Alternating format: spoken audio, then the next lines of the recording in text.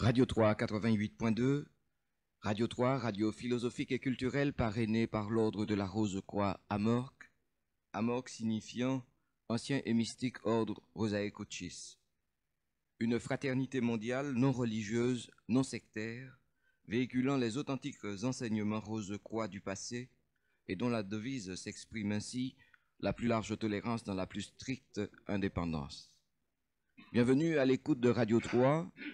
Bienvenue à ceux qui ont choisi les sentiers de la connaissance consacrés aujourd'hui à la Kabbale et plus particulièrement centrés sur la vision du monde selon la Kabbale, le destin de l'homme et la Kabbale, et puis en dernier lieu, la Kabbale face à la science et à la religion. Voilà le menu de cette émission que notre invité, M. Adégrad, kabbaliste mondialement connu, auteur d'une vingtaine d'ouvrages, parmi lesquels je me plairai à citer Pour comprendre la Kabbale, paru aux éditions d'Hervy, Les clés secrètes d'Israël, suivi des principes kabbalistiques, paru chez Lafon. Monsieur Adégrad, bienvenue à Radio 3. Bonjour. Monsieur Adégrad, je vais rentrer tout de suite de plein pied dans la Kabbale. Quelle est l'ancienneté de la Kabbale? Est-elle plus ancienne qu'Israël? Disons oui, à la rigueur, on pourrait dire qu'elle est plus ancienne qu'Israël, puisque pour les kabbalistes, la science kabbalistique est née avec le premier homme, donc Adam. Donc Israël n'existait pas lors de la naissance d'Adam. Oui, vous utilisez ce terme d'Adam, et justement, je me profiterai de ce terme d'Adam. C'est un concept qu'utilisent les kabbalistes, mais ils ajoutent souvent le terme d'Adam Kadmon.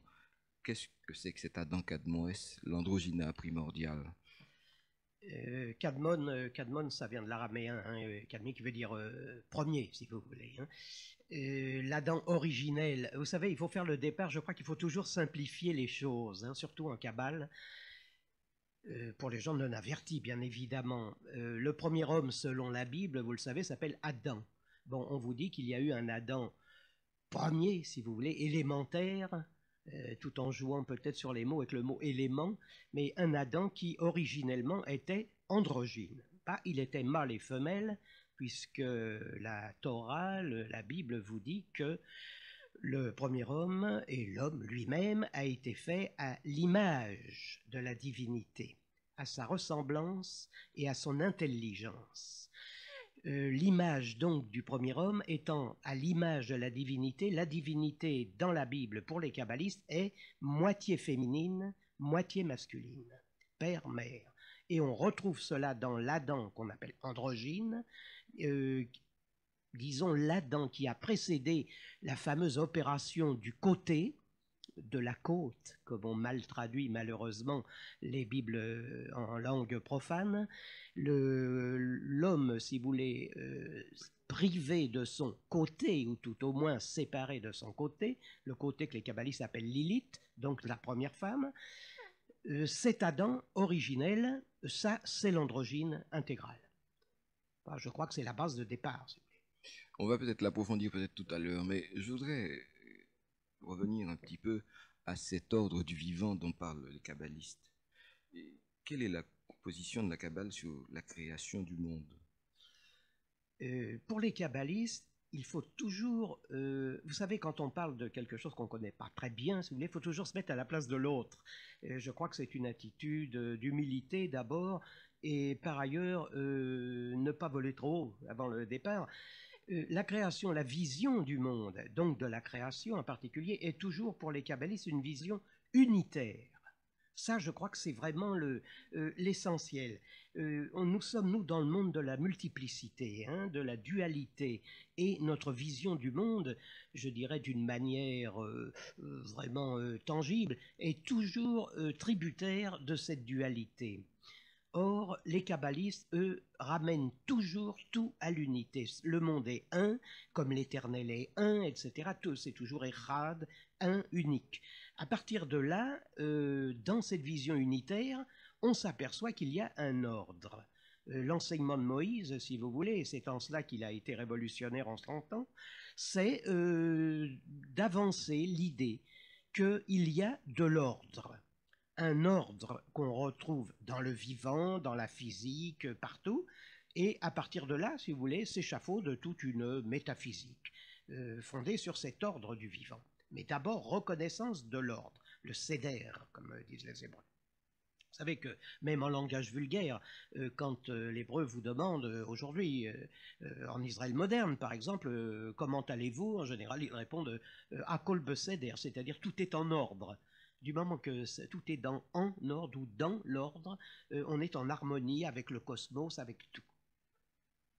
Comment le situe-t-il alors actuellement, dans le monde actuel, dans le monde dans lequel il le vit, le kabbaliste? Comment il le situe? Cette vision unitaire est obligée, si vous voulez, de vous amener à découper un petit peu les époques, si vous voulez, en tranches. Alors, si vous me parlez tout de suite maintenant de la tranche dans laquelle nous vivons, ces tranches, disons, ce sont des cycles, des shemitotes, une shemita, si vous voulez, au singulier. Une shemita est un cycle de 6000 ans. Et la Kabbale, si vous voulez, travaille sur les 6000 ans actuels. On est en 5747 par exemple, si vous voulez. Donc les 6000 ans vont bientôt être terminés. On est donc à la fin d'un cycle. Alors pour vivre la chose, il faut savoir d'abord dans quel cycle on s'inscrit. C'est un cycle de la grâce, de la rigueur, enfin, il y a une appellation pour chaque cycle. Et ce cycle, si vous voulez, comment le décomposons-nous? D'abord, il y a ce qu'on appelle, nous, le temps du chaos. Ce n'est pas contradictoire, si vous voulez, avec un ordre dans la création, mais on l'appelle le chaos parce que Abraham n'est pas encore apparu, ne s'est pas encore manifesté. Alors, le temps du chaos va, si vous voulez, ça dure 2000 ans, de la création proprement dite à la naissance d'Abraham. Ensuite, vous avez ce qu'on appelle le temps de la Torah, c'est-à-dire des patriarches jusqu'au peuple d'Israël. Alors là, c'est un temps qui s'est déroulé sous nos yeux, que Israël a vécu de très près. Et puis, maintenant, les temps dans lesquels, c'est là, je pense que vous tenez à préciser la chose, le temps dans lequel nous vivons, ce qu'on appelle le temps messianique, et qui, lui, est propice à recevoir le supplément de lumière du Messie. Alors on estime que les temps sont venus, enfin, après 2000 ans d'incertitude, de chaos, de drames, de tragédies épouvantables. Nous supposons, et nous supposons à raison, parce qu'il y a des indices, si vous voulez, historiques, très récents, qui font que nous croyons à ces temps messianiques. Et pas seulement les kabbalistes. Moi, je connais des protestants, des catholiques qui vont en Israël, qui vivent parfois même là-bas, qui s'y sont établis, de très grands croyants, qui estiment que, en effet, ce sont les temps messianiques, puisque l'État d'Israël existe depuis 1948, que Jérusalem a été réunifiée, etc., en 67.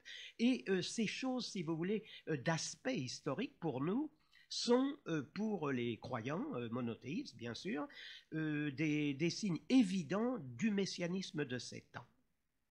Vous pensez que l'ère est venue pour qu'il y ait un nouveau Messie, ou le Messie doit venir à ce moment? Les kabbalistes acceptent-ils ce concept bien sûr, du Messie? Bien sûr. Le Messie, si vous voulez, annoncé par toutes les Écritures, on doit reconnaître la présence, si vous voulez, du Messie pour les kabbalistes lorsque les temps sont conformes. Il ne peut pas y avoir, si vous voulez, de Messie sans temps messianique. On vous dit, par exemple en Kabbale, si Israël est dans l'exil, est persécuté, etc., ce ne sont pas les temps messianiques, puisque d'après les Écritures, c'est Israël qui est le premier signe, la pierre de touche, si vous voulez. Dès que ça ira bien pour Israël dans le monde, si vous voulez, ça sera déjà le signe que les temps messianiques sont venus. Donc le Messie peut se manifester à partir de là. Je crois que c'est le point de vue en général de tous les chrétiens qui, eux, attendent le retour du Messie. Alors, est-ce le même, n'est-ce pas même? Ça, c'est un autre problème. Mais c'est ce qu'on appelle la parousie, le retour du Christ, si vous voulez. Oui, il y a quelque chose que je vous poserai, puisque vous parlez de ce Messie. Pensez-vous que ce Messie, s'il doit venir, doit apporter un autre message, alors que celui qui a déjà été donné depuis plus de 2000 ans n'a pas encore été assimilé? Est-il nécessaire qu'il y ait un nouveau Messie? N'est-ce pas l'homme lui-même, le véritable Messie? Ça, vous savez, c'est très difficile à expliciter de cette manière. Vous savez, Kafka, le grand romancier Franz Kafka, disait, il croyait à la venue du Messie, mais il disait, hélas, le Messie viendra un jour trop tard. C'est terrible, vous savez, comme phrase, évidemment. Et on finit par se demander si, comme vous dites, est-ce que l'homme, mais le Messie doit être humain.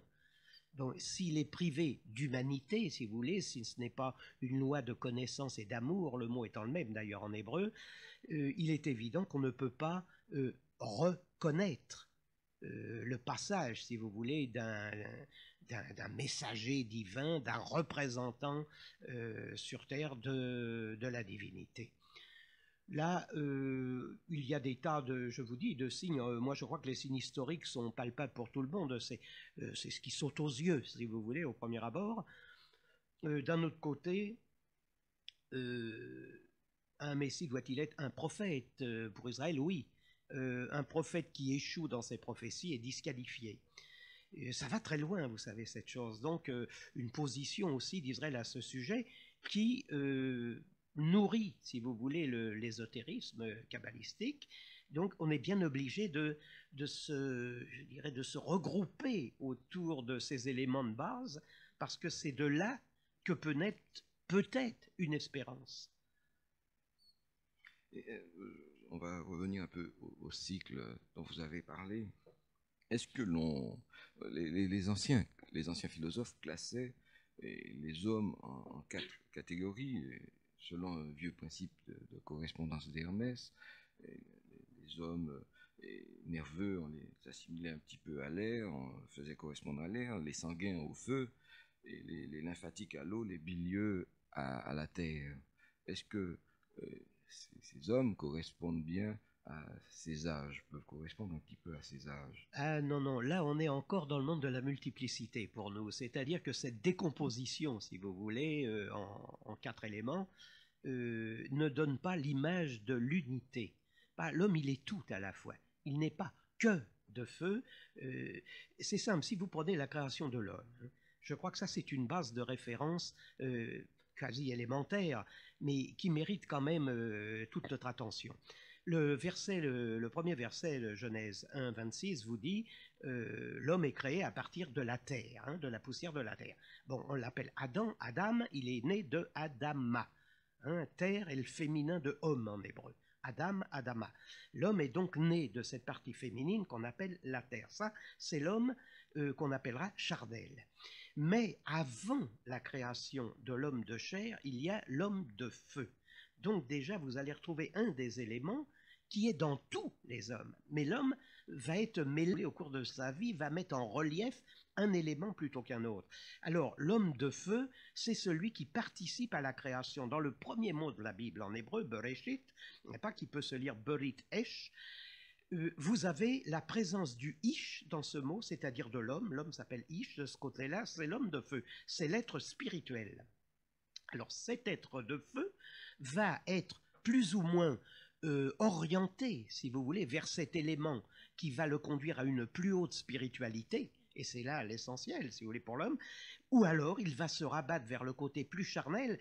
Adam, créé uniquement de la poussière de la terre, donc l'homme vraiment terrestre, et à ce moment-là, entre les deux, entre le feu et la terre, si vous voulez, vous avez une gamme intermédiaire où vous allez retrouver vos 4 types d'éléments.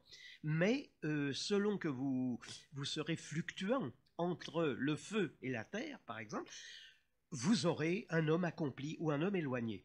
Et vous savez que chez les Japonais, vous avez la même définition. Vous avez le ningen, par exemple, qui est l'homme qu'on appellera vulgaire, si vous voulez, ordinaire. Et puis vous avez le hito, qui est l'homme véritable, donc l'homme de feu des kabbalistes, et vous avez la même gradation. Vous savez, dans toutes les traditions, on retrouve cette chose de base. Mais la Kabbale a l'avantage de s'appuyer sur la Bible, qui est écrite en langue sacrée, et à partir de là, bien sûr, c'est un petit peu plus facile. On a des éléments plus contrôlables, si vous voulez, sous la main.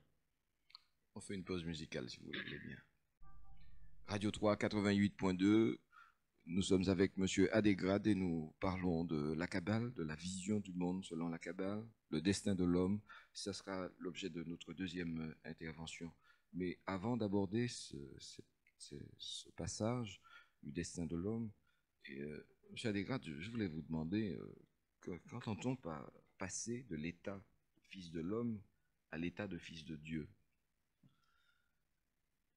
Vous savez, il faut faire très attention quand on utilise ces expressions qui sont prises de l'hébreu, Ben Adam, ou Isha Elohim, qui donne fils de l'homme ou fils de Dieu, comme vous dites. Le mot Dieu, vous savez, n'est pas utilisé par les kabbalistes. Mais cette expression, il faut être très prudent. Parce que si vous mettez un H majuscule à homme, n'est-ce pas, le fils de l'homme, de quel homme parlons-nous? C'est là le problème. Si vous dites fils de Dieu, Ish à Elohim, bon, ce nom a été donné par exemple à Moïse. Moïse est appelé Ish à Elohim. Vous avez une prière de Moïse, vous avez un psaume où il est bien dit Moïse, Ish à Elohim, fils de l'Elohim, si vous voulez.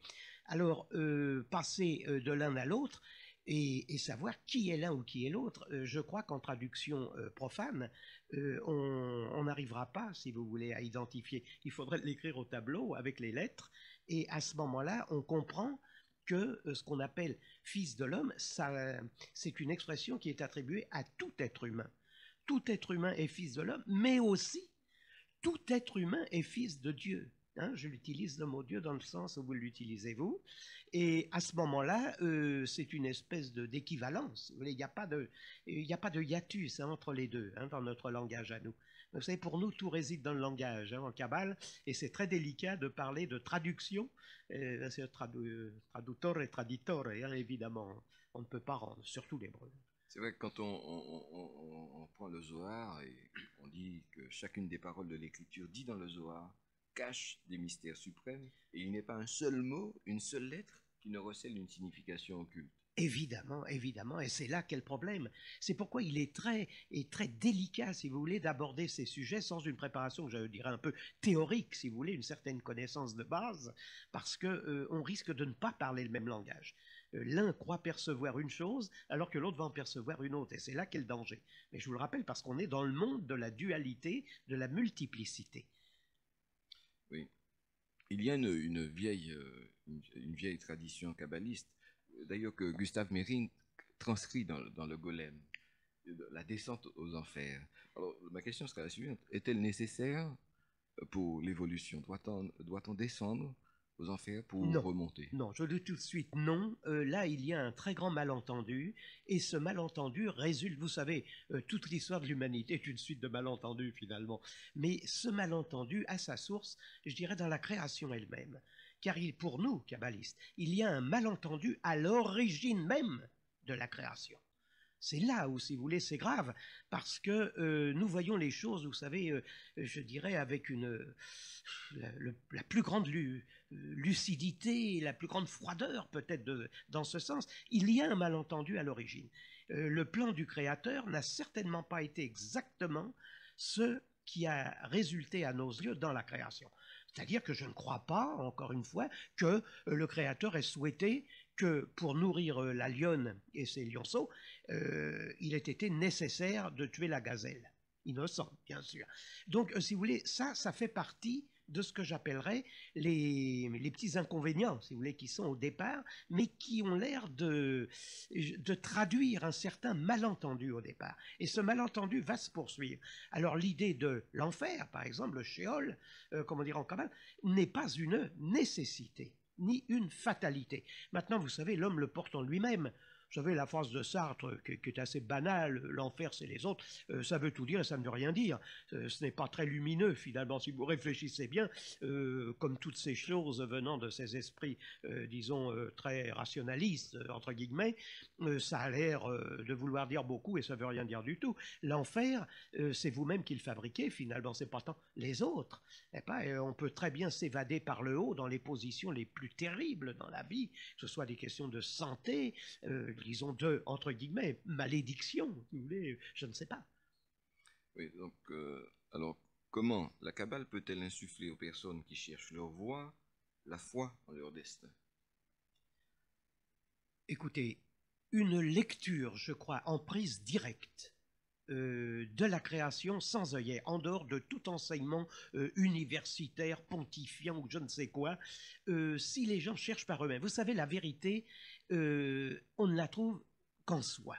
Parce qu'il est vérité pour l'un peut ne pas être vérité pour l'autre. La preuve, c'est qu'il y a des tas d'opinions diverses et à la surface de la Terre. Ce qui compte, c'est que l'homme, en cherchant un minimum de vérité, se cherche en vérité lui-même. Car l'homme ne sait pas ce qu'il est. Et ben, moi, je pose souvent les grandes questions de la Kabbale. Je dis toujours, qu'avez-vous appris? Eh ben, qu'avez-vous compris? Qu'avez-vous cherché? Ça, c'est vraiment la base, parce que on peut apprendre des milliers de choses et ne rien savoir. Ben, la vérité, elle est au-dessus de ça. Et puis, il y a quelque chose d'important, c'est que la vérité n'est pas évolutive. On vous dit, oui, plus tard, on en saura toujours davantage. Vous savez, demain, on rase gratis, hein, comme dit l'autre. Eh ben, demain, vous en saurez toujours plus parce que la science, profane, bien sûr, parce que les découvertes... Non, rien du tout. La vérité, elle, ne peut pas évoluer, car si elle évolue, c'est qu'hier, elle n'était pas la vérité. Si la vérité de demain ne correspond pas à la vérité d'aujourd'hui ni à celle d'hier, elle n'est plus la vérité. Donc la vérité n'est pas évolutive.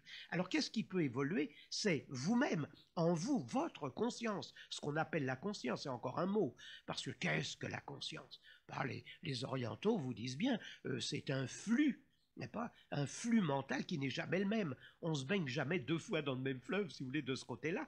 Et ce dont vous étiez conscient il y a 5 minutes, ça peut, en 5 minutes après, avoir changé. Donc, à travers ce flot, ce flux continu et soumis à toutes les influences cosmiques, telluriques, les propres influences de vous-même, sur vous-même, plus celles que vous recevez, vos propres émissions, dans tout ce maelstrom, si vous voulez, d'influence, où allez-vous situer ce que vous croyez être la vérité? Alors c'est cette quête permanente qui fait la grandeur de l'homme. C'est à partir du moment où l'homme n'accepte rien au départ pour acquis, il remet tout en question. Moi je dis bon, la création, alors regardons-la cette création, comment est-elle? Quand les marxistes vous disent, n'est-ce pas, c'est simple, la nature, il faut la voir telle qu'elle est. Je dis bravo, mais je dis justement, cette nature, mais comment est-elle? On vous dit une herbe est verte. Bravo, très bien. Alors j'ai compris. J'ai rien compris du tout. Si j'enlève la couleur verte de l'herbe, si je la gratte, j'ai plus d'herbe. Alors est-ce que l'herbe est de la couleur et uniquement de la couleur? D'où problème pour les artistes, les peintres, etc. Vous voyez ce qu'ils poursuivent. Je crois que tout doit être remis en question. Qu'est-ce que la matière, si la matière existe? Bon, en hébreu, c'est facile, il n'y a pas de mot matière. Le mot matière n'est pas le mot matière que nous considérons. Alors, la matière n'existe pas. Ah, vous dites, mais vous remettez tout... Mais oui, nous remettons tout en question et je pense que chacun, même s'il ne veut pas étudier la Kabbale, doit à chaque instant tout remettre en question. À chaque réveil de plus ou moins lucide, si vous voulez, quand vous sortez du sommeil physique, pour éviter de retomber dans un autre sommeil qui est le train-train quotidien, sans préoccupation spirituelle ni rien, il faut tout remettre en question, se dire « je repars à zéro ». Et à ce moment-là, peut-être que la lumière même du jour, où vous remettez tout en question, va vous permettre d'aborder la compréhension du monde, si vous voulez, sous un angle différent. Je voudrais que vous m'expliquiez comment le kabbaliste voit le libre arbitre. Est-ce qu'il existe? Alors voilà, ça c'est le grand problème. Une fois posés, si vous voulez, ces fondements, sommes-nous libres? Sommes-nous libres à chaque réveil, entre guillemets le mot réveil, parce que je vous dis, on peut passer d'un sommeil dans un autre sommeil en se croyant très éveillé, on ne l'est pas. Est-ce que l'homme est libre? Alors nous disons, oh là là, il l'est très peu. Parce que si nous prenons, alors je dirais scientifiquement, l'état, la situation de l'homme sur la planète, alors de quoi est-il libre? Bon, il n'a pas déjà choisi en général son corps. On dira, oh attention, peut-être que dans une vie antérieure, ça aboutit à ceci. Oui, je constate, disons pour l'instant, en dehors de toute croyance, que l'homme ou la femme n'a pas choisi d'abord d'être un homme ou une femme. Ça, c'est pas très sûr.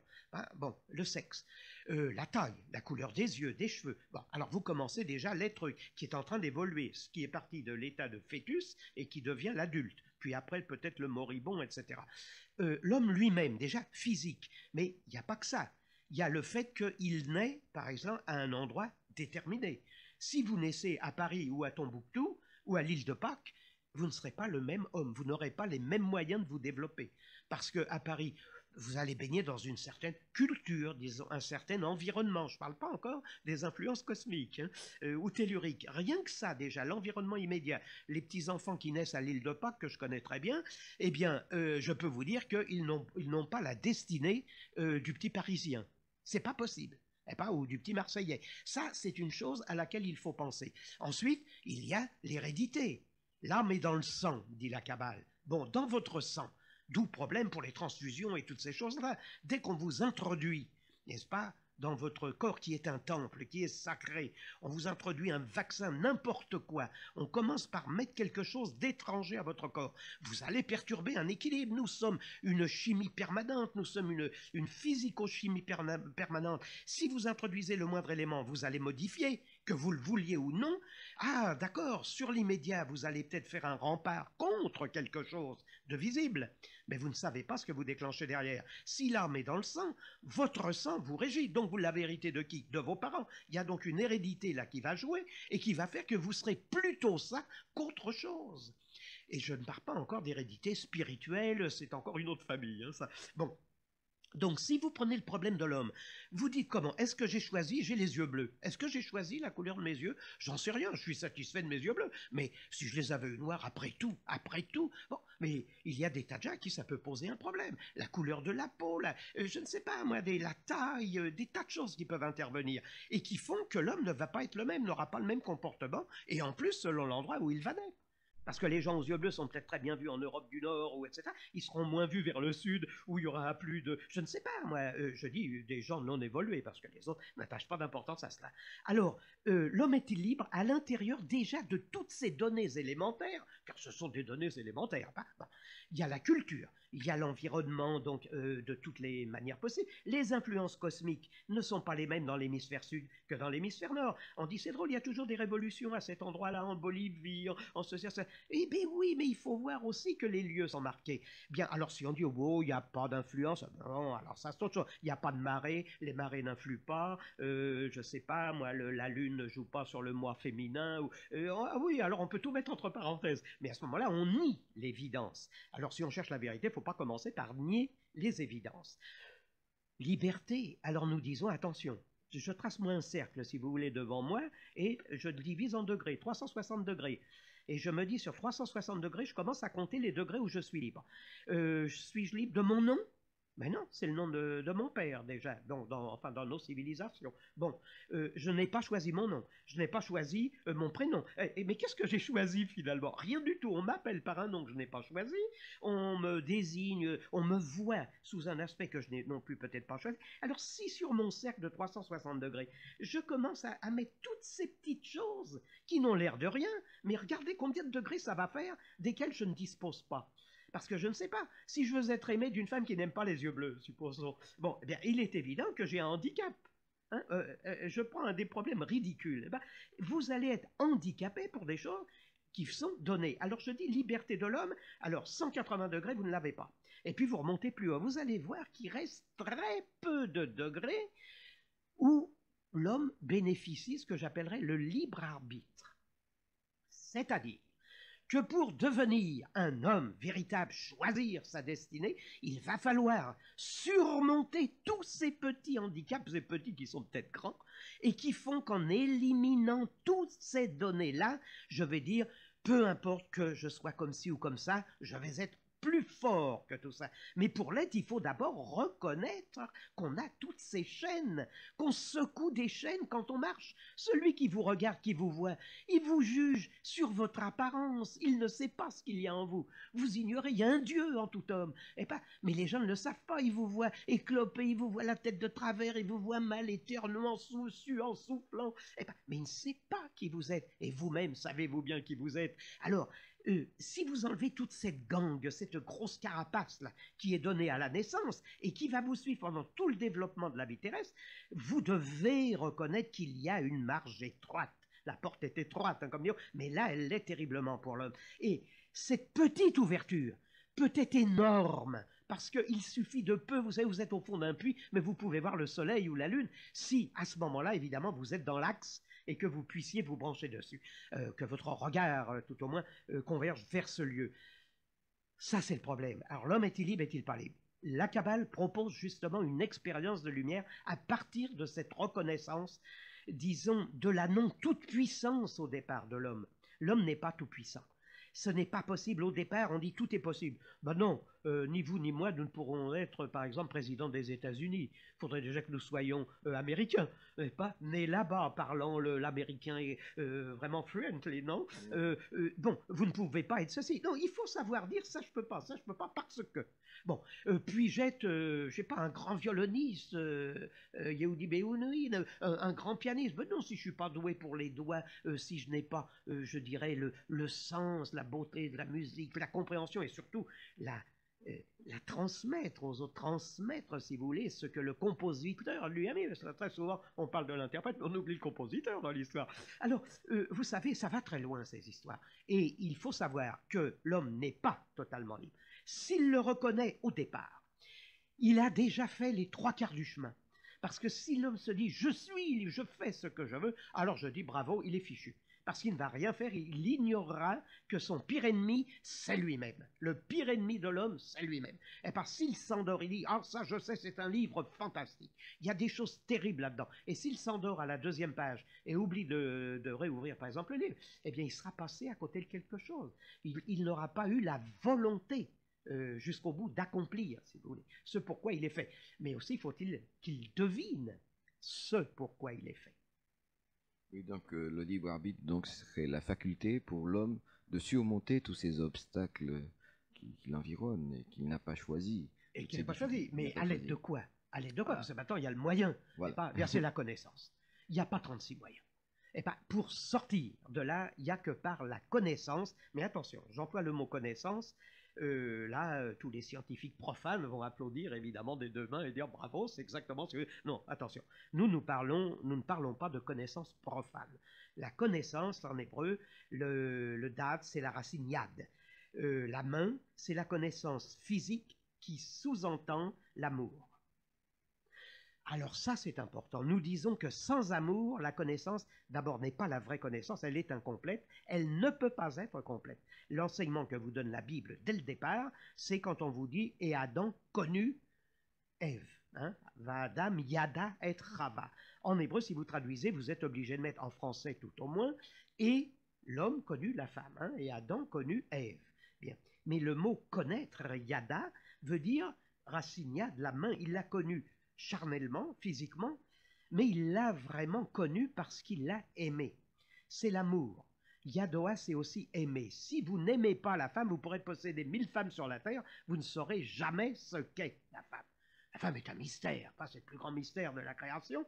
Nous l'expliquons, nous, en Kabbale, par la loi sexuelle de la Kabbale, la Shekhinah, la partie divine de la féminité qui régit la terre, etc. Mais pour qui ne le sait pas, et tout le monde n'est pas censé connaître cette donnée, si vous voulez, la femme est le grand mystère. Elle est le centre du couple. Dans un couple, elle est le centre. La femme veut toujours, dans le couple, par le truchement de l'homme, se connaître elle-même. Alors que l'homme, lui, cherche à connaître la femme et pas lui-même. Il veut atteindre la femme pour l'atteindre elle. Je parle en général, parce que Dieu merci, il y a toujours des exceptions, mais qui confirment la règle. La femme, à travers l'homme, finit par se chercher elle-même. Ce n'est pas le cas exactement pour l'homme. L'homme ne se cherche pas lui-même, il cherche plutôt à connaître la femme. Donc l'idée de Adam, Yada et Chava, Adam connaît Ève de cette manière-là. Mais s'il ne l'aime pas, il pourra posséder des femmes. C'est simplement un acte physique, mais il n'inclut pas l'amour. L'amour, c'est quelque chose d'énorme. Les gens parlent souvent, vous savez, de l'amour comme si c'était une chose acquise. Ça se conquiert. L'amour, d'abord, est une chose qui se mérite à chaque seconde. C'est une chose qui se vit en permanence. C'est pas quelque chose qu'on met entre parenthèses pendant tant d'heures, et puis après, c'est le... Non, c'est à chaque instant de sa vie où il faut le vivre, et je dirais même le prouver. Pas quand on me dit, moi, bon, je suis chrétien, je dis, prouvez-le-moi. Si vous ne prouvez pas les choses, ça ne sert à rien de se mettre des étiquettes. Dire, vous savez, moi, l'amour, non, des preuves. Des preuves, je veux des preuves. Avec des preuves, là, je suis un peu comme saint Thomas, de ce côté-là. Le mouvement se prouve en marchant. C'est la même chose. Vous n'êtes pas comme saint Thomas, mais vous êtes plutôt comme saint Paul, qui justement disait que la connaissance sans amour, la connaissance ne vaut rien. Mais, Ce n'est pas une connaissance, elle est incomplète. ouais, Sans amour, il n'y a pas de connaissance. c'est- Pour nous. Hein. oui, pour les kabbalistes. Pour nous. Alors, moi, je vais aller un petit peu plus loin. L'intuition et l'inspiration, à quel plan la Kabbale le situe? La- Vous avez 4 plans. Je ne vais pas rentrer trop dans les détails. Les 4 plans de la Kabbale, les 4 mondes tout au moins, Azilut, Asia, Nésia, Bria, peut-être pas dans l'ordre, mais est-ce que ça situe plus dans le monde des archétypes, dans le monde de l'empyrée, plutôt moins l'inspiration? Parce que l'homme, il n'est pas libre, comme vous le dites, il a le libre arbitre. L'intuition et l'inspiration vont le guider dans ses choix. Oui. Alors, Vous savez, où va-t-il puiser ces les choses-là? termes d'intuition et d'inspiration laissent supposer déjà autre chose. Ah, puisque c'est quelque chose qui serait un peu, je dirais, étranger à l'homme, où l'homme gravite, ou ça gravite autour de l'homme. Ça, c'est un terme qu'il faudrait définir. Le fait que nous vivons dans ce 4e monde que vous évoquez là, qui est le monde de l'asiya. C'est le monde de l'action. C'est le monde dans lequel nous baignons. Attention encore de ne pas interpréter le mot action uniquement les hommes d'action. Non, notre monde est appelé en Kabbale le monde de l'action. Au-dessus, il y a le monde de la formation. On est toujours là dans la dualité totale. Mais au-dessus, ce qu'on appelle nous au-dessus du trône, si vous voulez, pour les spécialistes, au-dessus du trône, vous avez le monde de Bria, c'est-à-dire le monde de la création, et au-dessus, le monde de Hatzilut, qui est le monde de l'émanation. Or, quand l'homme du monde, du 4e monde, dans lequel nous sommes tous, est inspiré, reçoit l'inspiration de quelque part, il le reçoit forcément d'un monde supérieur. Or, moi je dis une chose très souvent, c'est que on ne choisit pas, on est choisi. On ne choisit pas. D'où encore cette idée du libre arbitre, vous voyez, qui est encore à remettre en question. Ça rejoint ce qu'on a dit tout à l'heure. Si on ne choisit pas vraiment, c'est que dans les mondes qui nous entourent en gros, hein, n'employons pas des termes techniques pour l'instant, de ces mondes émanent des forces, si vous voulez, des courants subtils qui nous touchent, qui nous imprègnent, comme une musique. Une musique peut toucher quelqu'un et ne pas toucher le voisin. Pendant la plus belle des plages musicales, quelqu'un peut continuer de converser avec son voisin alors que l'autre dira « Chut, j'écoute ». Parce que l'un, ça va répondre chez lui à quelque chose, et il va dire « Là, il y a quelque chose ». Et pour l'autre, ça ne répondra pas. De la même manière, l'homme qui est choisi, si vous voulez, va recevoir des influx, il va les reconnaître. Parce que finalement, vous savez, c'est ce que disait Platon, ce qu'on apprend, c'est jamais que ce qu'on reconnaît, qu'on sait déjà. Vous savez, on a parlé de vérité tout à l'heure, on a osé employer ce terme, n'est-ce pas? Comment savons-nous qu'une chose est la vérité? Mais c'est parce que nous-mêmes, nous sommes la vérité. Même si nos idées sont contraires, j'ai l'air d'émettre là une contradiction, vous savez, un truisme, mais oui, nous sommes la vérité, parce que nous savons très bien ce qui est vrai et ce qui est faux. Mais nous fermons les yeux, nous ne voulons pas le savoir. Nous nous entêtons à rester comme ça et pas autrement. Mais nous sommes la vérité. Quand on vous dit la Terre est carrée, ben vous avez un petit sourire parce que vous avez assez de preuves que la Terre n'est pas carrée. Eh ben, si on vous dit elle est ronde, ça peut ne pas plaire à certains. Mais oui, bon, c'est vrai qu'elle n'est pas tout à fait ronde. Alors, sur les nuances, mais en gros, nous savons très bien quand nous faisons le bien ou que nous ne faisons pas le bien, que nous nous abstenons de faire le bien. Mais nous le savons, nous disons, nous, en Kabbale, que même l'individu qui fait mal, aussi taré soit-il, il sait qu'il fait mal. C'est très important, car nous sommes la vérité. On dit un homme qui fait le mal, qui fait couler le sang d'un autre être humain, d'un animal, de qui que ce soit, de quoi que ce soit, d'une plante, qui fait souffrir une plante, car les plantes souffrent. Eh bien, il sait qu'il fait mal. L'enfant qui a des instincts, dirons-nous, mauvais, et qui fait cette chose, regardez bien le rictus, il sait qu'il fait mal. Il sait. Après, il va être peut-être repentant dans sa naïveté, je ne sais pas. Mais sur le moment, il sait qu'il a fait mal. Il le sait. Nous possédons en nous-mêmes, je dirais, cet instinct de vérité. Comment se fait-il que les gens aillent vers les gourous, aillent vers certains maîtres, vers certains... Je ne sais pas, parce qu'ils reconnaissent que là, il y a quelque chose qu'il n'y a pas ailleurs. Et donc, chacun choisit de toute manière. Mais ça, c'est important. Oui, mais les kabbalistes reconnaissent effectivement, que les influx divins ne nous parviennent pas toujours, parce qu'ils passent par ce fameux yesod, qui serait un peu la lune, les mondes sublunaires, qui gênerait la perception des influx Oui, c'est divins. le prisme, si vous voulez, à travers lequel la lumière et diffuse. Alors comment s'unir justement à ces plans divins, à éviter l'obstacle de Yesod pour aller, j'utiliserai le terme que vous dites, aller sur Tiferet. Oh là là! Alors là, on parle vraiment cabale, je ne voudrais pas effaroucher nos auditeurs, mais pour passer, si vous voulez, c'est ce qu'on appelle dans l'arbre des séphirotes la voie centrale, si vous voulez, la voie médiane. La voie du milieu. La voie du milieu. Alors, elle part de la terre, si vous voulez, Malchut qui est en bas. Au-dessus, il y a Yesod que vous venez d'évoquer, qui est le fondement, qui est la lune. Et au-dessus de la lune, Tiferet, qui est le soleil. Si vous voulez, pour les gens qui font de l'astrologie, ça sera peut-être plus simple pour les rapports de termes. Pour passer du plan terrestre au plan central, la voie kabbalistique, qu'est-ce qu'elle va enseigner? Bon, la Kabbale s'appuie sur des techniques d'extase qui impliquent la méditation des lettres, les lettres de l'alphabet sacré. Donc, si vous commencez à méditer sur les lettres, je ne vais pas vous dire que vous allez ouvrir les chakras les plus supérieurs, si vous voulez, les séphirotes représentant, si vous voulez, les chakras. L'arbre des séphirotes, vous pouvez considérer que chaque séphira, une séphira au singulier, des séphirotes au pluriel, chaque séphira correspond à un chakra. Alors, l'ouverture des chakras va se faire, j'emploie n'importe quel langage, mais vous savez, toutes les traditions se recoupent, donc il n'y a pas de problème pour nous. La méditation des lettres va favoriser, par exemple, ce niveau extatique que vous atteindrez par Tiferet, qui est alors là le cœur de ce que vous appelez, vous, Dieu. Le cœur de Dieu, pas moi je dirais entre guillemets pour l'instant, mais le cœur de Dieu qui est Tiferet. Pour atteindre cet état, donc l'homme spirituel, qui va vraiment être, alors ce que j'ai dit tout à l'heure, le Ish, l'homme de feu qui est en vous, il va rester typiquement spirituel, totalement fuégien, s'il se raccorde, s'il prend un fil conducteur.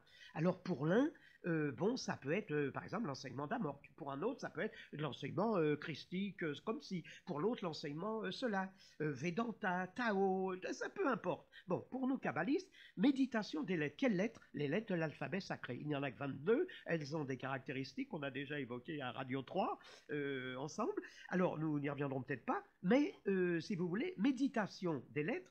Et à partir de la possibilité d'atteindre ces états supérieurs et être en contact avec ou le monde sublunaire, pour commencer, mais par le bon côté, parce que là encore, il faut faire attention, la méditation des lettres pourrait aussi vous amener du côté noir au lieu d'être du côté lumineux, c'est-à-dire la face cachée de la lune, pour nous, par rapport à la face éclairée. Et à ce moment-là, distinction entre ce qu'on appelle magie noire et magie blanche.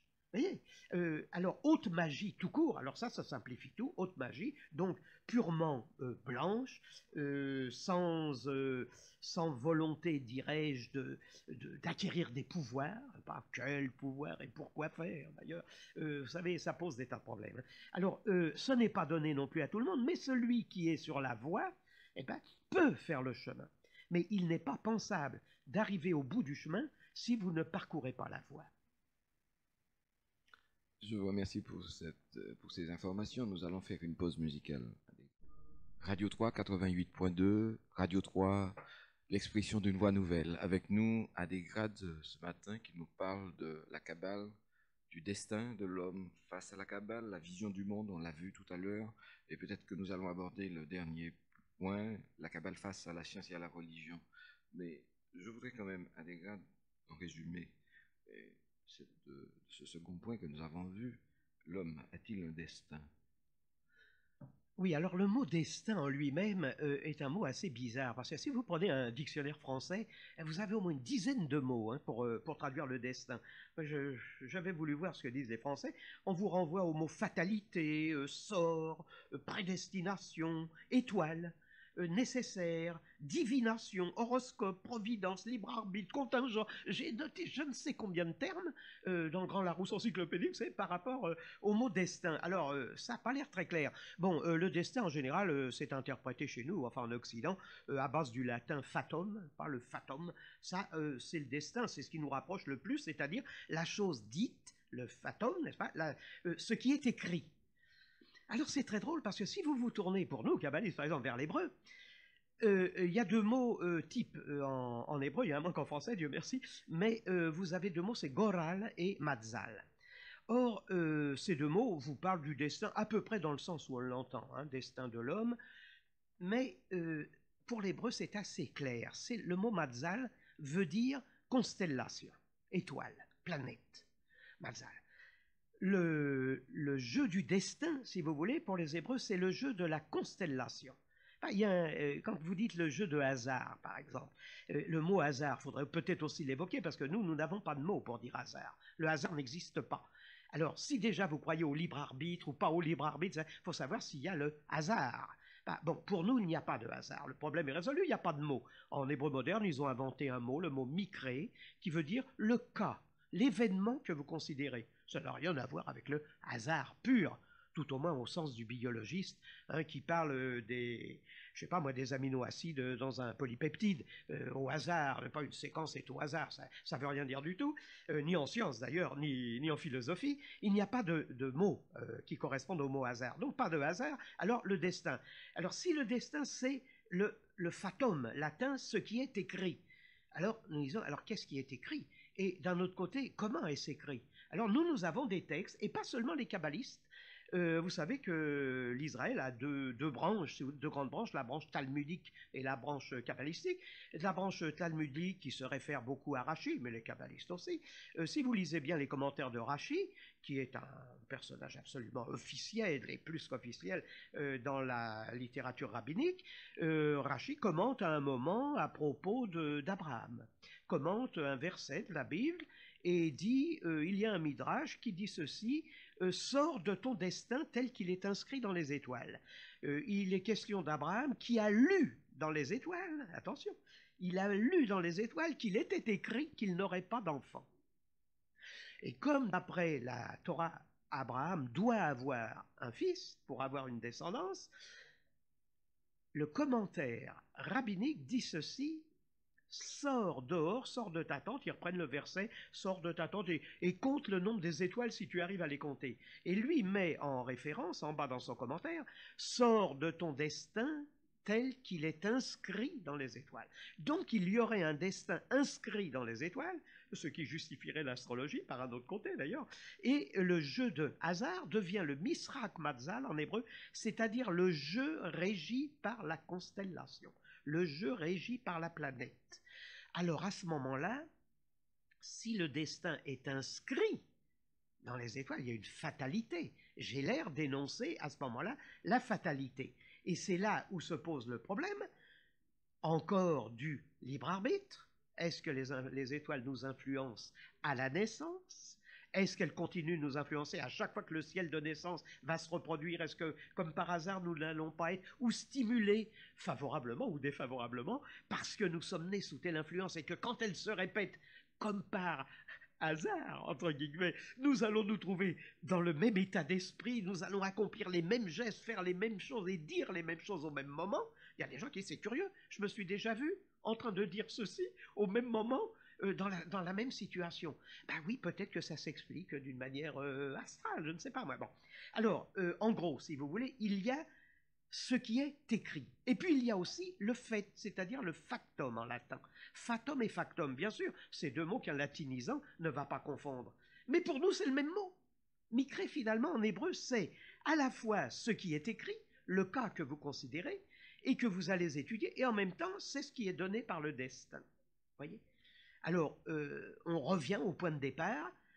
Est-ce que l'étoile est bonne? Est-ce que l'étoile est mauvaise? Est-ce qu'il est possible de se libérer? Parce que cette possibilité encore de libération de l'homme de son destin, elle est peut-être aussi plus difficile pour celui qui est marqué d'une certaine manière au départ que pour son voisin.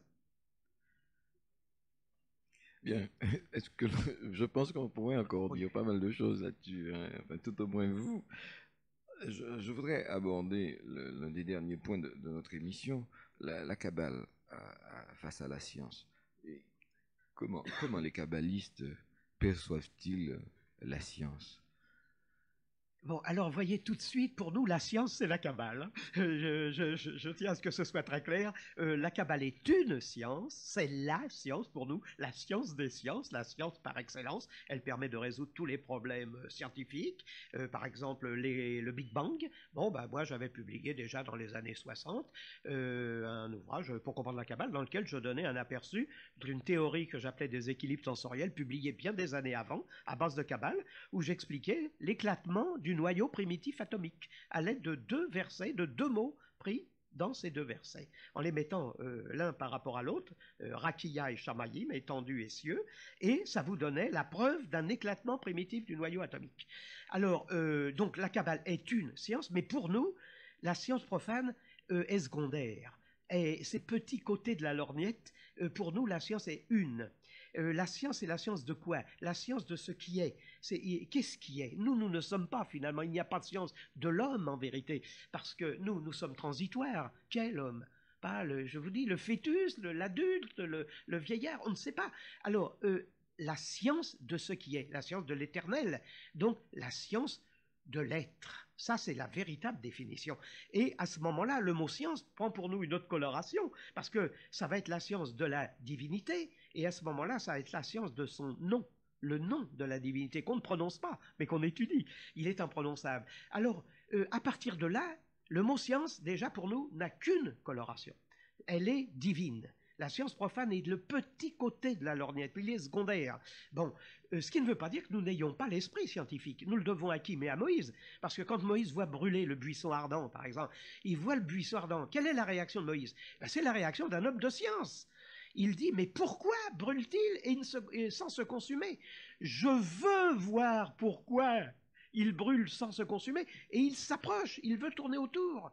Eh ben, c'est ça qui est formidable. Il a une réaction d'homme de science. Vous savez, quand il jette la verge à terre, la fameuse séance chez les pharaons, il jette la verge et il y a une espèce de concours entre Moïse et les prêtres du pharaon, et il dit à voir quel est le plus fort. Et Moïse jette sa verge à terre et elle se transforme, elle devient un serpent. Alors on vous dit, quelle est la réaction de Moïse? Il s'enfuit. Il s'enfuit en voyant sa verge devenir serpent, parce que lui-même, en tant qu'homme de science, si vous voulez, il se dit, c'est quand même formidable, d'accord, je sais que ma verge va devenir serpent, mais c'est quand même formidable. Il commence par reculer, il s'enfuit, vous dit la Bible. Il s'enfuit parce qu'il veut voir ça en homme de science. Alors la Kabbale est une science, nous avons les pieds par terre, donc nous sommes des scientifiques, mais d'un autre côté, nous allons nous différencier, comme disait Laplace à Napoléon. Vous savez, j'ai pas eu besoin de Dieu. Napoléon dit, mais ouais, Dieu dans votre système du monde. Et Laplace dit, ah bon, mais vous savez, moi, j'ai pas eu besoin de Dieu pour résoudre mon système du monde. Napoléon reste pantois. Et il y a de quoi? Parce que si vous séparez le système du monde du programmateur, du programmeur, appelez comme vous voulez, de l'intelligence qui préside à cette création, car il y a un plan qui se déroule. Eh bien, vous savez très bien quand vous plantez une graine de carotte que vous allez avoir une carotte, vous n'aurez pas un navet. Alors, cette programmation préétablie, préexistante, laisse supposer qu'une intelligence divine a prévu le déroulement de ce plan. Et nous, notre science, elle est à la fois profane et divine. On ne peut pas séparer les deux. L'homme de science qui sépare les deux, il tourne le dos aux trois quarts de la vérité. Et je dirais même pour nous à l'essentiel. Alors, le point de vue face à la science, il est simple. Eh bien, toute science profane est valable dans la mesure où il y a une spécialisation dans un petit secteur donné, quel qu'il soit, et tout le reste lui échappe. Pour nous, il y a un mot qui veut science, hein, c'est date. Date, c'est le mot qui résume la science, mais qui pour nous est spirituelle. Attention, ça n'est jamais la science des autres. Et quant au mot religion, eh ben, le mot religion n'existe pas en hébreu. Il n'existe pas. Le mot utilisé, si vous voulez, par Israël, d'équivalent, c'est le mot date, à ne pas confondre avec da'at, hein, tout à l'heure. C'est le mot date, mais ça se ressemble, vous voyez. Hein. Donc déjà, la science rejoint la religion. Le mot date, qui lui veut dire la règle, la loi. Il n'y a pas besoin de religio, de religare, il n'y a pas besoin de relier les êtres ensemble, puisque pour Israël, ils sont reliés ensemble de par leur croyance, de par leur naissance, ils sont déjà reliés. Donc, ils n'ont pas besoin d'être reliés, hein, religare, ou même religare, si vous voulez, mais religare, ils n'ont pas besoin. Donc, il n'y a pas de mot religion. Et il n'y a pas en vérité de religion juive. Il n'y a pas de religion juive. La Kabbale, déjà, n'est pas une religion. La Kabbale a donné naissance à des religions. C'est pas pareil. La Kabbale est antérieure aux religions. La science kabbalistique a donné naissance à Israël, au christianisme, à la chrétienté en général, et à l'islam. les trois religions qu'on appelle abrahamiques. Mais la Kabbale elle-même n'est pas une religion. Elle peut s'appuyer. Vous avez Abou Lafia, qui est l'un des plus grands kabbalistes séfarades, donc espagnols. Abou Lafia, en 1200 et quelques, vous savez, c'est celui qui a voulu aller convertir le pape, Nicolas III, à Rome. Eh bien, il est allé aux portes de Rome. Mais le pape est mort dans la nuit où il est arrivé à Rome. Ça, c'est le problème. Mais Abou Lafia, qui était donc un très grand kabbaliste espagnol, n'a jamais parlé dans ses travaux ni de la divinité ni de rien. Il fait un peu comme le scientifique, c'est en vase clos. Alors on dirait, où est la religion chez Abou Lafia? Alors oui, c'est pas un religieux, c'est un mystique. Il ne faut pas confondre mystique et religion. Alors les grands mystiques, les kabbalistes sont des mystiques, mais ils sont, j'oserais presque dire, presque un peu pas au-dessus, ça serait quand même manquer d'humilité, mais ils sont un peu en marge, si vous voulez, des religions, parce que les religions sont un peu au mysticisme, ce que la science est à la science kabbalistique, ce que la science profane est à la science kabbalistique. Et autant la mystique se justifie, autant la religion qui va naître de là. Alors évidemment, il y a chronologiquement un phénomène historique, il y a un peuple qui est le peuple hébreu, qui amène des éléments de base, d'où vont émerger les chrétiens, qui vont prendre leur source là, Nouveau Testament, parce que pour eux, il y en a un ancien, donc ils se rattachent à un testament qui aurait précédé. Il y a je dirais, une hiérarchie, si vous voulez, une chronologie plutôt. Et puis, un déroulement qui se fait dans le temps. Mais le mot religion doit déjà être pris dans un sens totalement différent. Il n'est pas le même chez les Hébreux que chez les autres. Un rabbin, par exemple, n'est pas un prêtre. Les gens croient qu'un rabbin est l'équivalent d'un évêque, d'un archevêque ou d'un curé de campagne. Mais pas du tout. Un rabbin est un représentant de la communauté hébraïque. Eh ben, il connaît bien la loi, comme dit l'autre, c'est un homme de loi, si j'osais, avec un L majuscule. Alors, un rabbin est un personnage très connaisseur de la chose, à qui vous allez dire, dites donc, à quel endroit il est écrit dans tel traité que j'ai pas le droit de planter mon arbre à 2,50 m du mur du voisin. Eh ben, le rabbin va vous dire, voilà, traité numéro tant, à tel endroit, c'est là. Ce n'est pas un prêtre. 10 Hébreux réunis, pourvu que le plus jeune ait au moins 13 ans, 10 Hébreux réunis font ce qu'on appelle les sacrements, peuvent marier, enterrer, réciter les psaumes, etc. Il n'y a pas à recevoir une tonsure, si vous voulez, une ordination, il n'y a pas... c'est pas pareil. Alors, il n'y a pas de religion juive, d'où l'absence du mot religion. Eh ben, alors, on a fait après, vous savez, c'est surtout Napoléon qui a introduit cette histoire, vous savez, du vêtement traditionnel en Occident, enfin en France en particulier, des rabbins, etc. Parce qu'il a dit, il n'y a pas de raison que les juifs n'aient pas eux aussi, comme les chrétiens, leurs représentants, leurs curés, en somme, leurs prêtres assermentés. Donc, c'est pas exactement ça. C'est pas exactement ça. Hein. Alors, d'ailleurs, moi, je fais toujours la différence très nette entre judaïsme et hébraïsme. L'hébraïsme est une science. Le judaïsme est né, si vous voulez, de l'hébraïsme, avec toutes les données, et ça a pu donner, après coup, une religion. Mais initialement, non. Et le judéo-christianisme, qui est né du judaïsme de l'époque, si vous voulez, ce judéo-christianisme, au tout début, était purement hébraïsant, hébraïque. Il priait le Dieu d'Israël, accomplissait les coutumes, etc. Surtout à partir du premier évêque, qui est Jacques le Mineur, à pas confondre avec le Majeur, Jacques le Mineur, frère de Jésus, le jeune frère de Jésus, qui a été le chef des judéo-chrétiens à Jérusalem, qui a été exécuté en 62 d'ailleurs, et qui a présidé le premier concile de Jérusalem. Il suffit de lire les Actes des Apôtres pour voir les références qu'on appelait Jacques le Mineur, mais aussi Jacques le Juste, je crois. Merci, Adégrade. Vous êtes à l'écoute des Sentiers de la Connaissance. Je pense que nos auditeurs pourront nous appeler au 42 78 78 78 sur Radio 3 88.2. Radio 3 88.2, si nous avons des auditeurs qui veulent vous appeler, ils peuvent le faire. Ils peuvent appeler Monsieur Grade. Allô? Allô, nous prenons un premier appel. Allô? Oui, c'est à moi? Oui, c'est à vous. Oui, bonjour. Bonjour, monsieur. Voilà, bonjour, monsieur Grade. Bonjour. D'abord, je voudrais vous remercier pour ce que vous avez dit, parce que je trouve que ça amène un peu plus de lumière dans ce monde. Et je suis intéressé moi-même par tout ce qui est Kabbale. J'ai une recherche personnelle en ce qui concerne ce domaine. Et je voulais vous poser une question en ce qui concerne justement cette recherche, parce que je me heurte à des difficultés concernant disons la rencontre avec des kabbalistes ou des personnes qui sont dans cette recherche, et je voudrais savoir si vous pourriez m'indiquer quel chemin suivre, enfin quel chemin suivre, c'est un grand mot, mais disons une voie possible pour, disons, entrer dans le domaine de la Kabbale. J'ai une notion assez importante de l'hébreu. J'ai fait un travail sur l'hébreu symbolique. Et pour l'instant, disons que dans le milieu judaïque, je n'ai pas trouvé de porte ouverte de ce côté-là, et je suis en recherche. Eh bien, monsieur, d'abord, je vous félicite pour être sur la voie, disons, et surtout à ce degré, puisque vous avez déjà une connaissance de l'hébreu, ce qui favorise évidemment beaucoup la démarche kabbalistique. Le problème, voilà, c'est l'initiation kabbalistique, et je ne cesse de le dire au cours de mes déplacements, vous savez qu'on ne fait pas de prosélytisme, c'est-à-dire qu'on ne recrute pas. Nous n'avons pas d'école, si vous voulez, de centre, de groupe.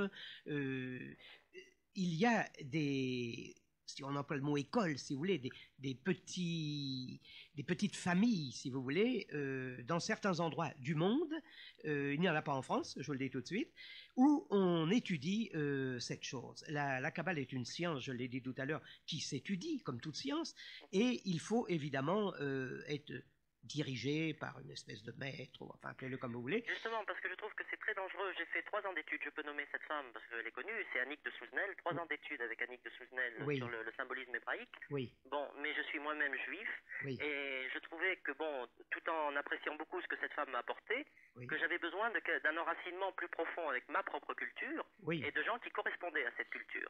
Oui, je vous comprends très bien.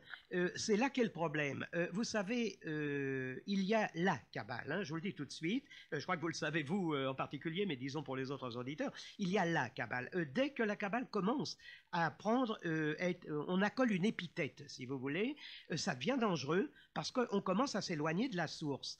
Il faut toujours, dans notre domaine, remonter aux sources. Il y a que là qu'on trouve la vérité. Pour nous, la tradition est une, elle ne peut pas être déformée, ni en cours de route, ni pendant, ni après.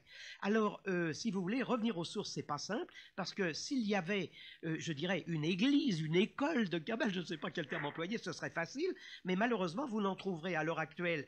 Il y a quelques petits groupes, je connais isolés en Union soviétique, mais Dieu sait que vous ne les trouverez pas, parce que même le GPU a du mal à les trouver.